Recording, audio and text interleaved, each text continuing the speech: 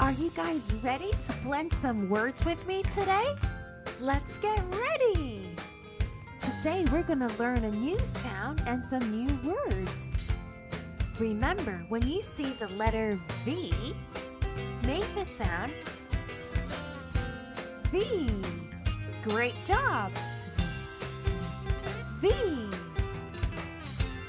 Can you think of any words that have the letter V in them or the sound V in them? Let's take a close look. I am going to show you. Vest, vegetables, drive, van, vase. These words have all V in them. Can you remember them? This is a van. Van. What other words have the letter V in them? Do you remember? That's right. Vest. Vest. What other words have the letter V in them or the sound V? Let's see if you remember.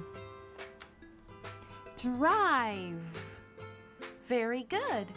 Listen to the sound V in the word drive. Can you think of any other words? Vegetables. Very good. And also vase. Well done, children. Remember, V. V makes the sound V. Fantastic. From now on, when you see the letter V, you know that it makes the sound V. Fantastic, children.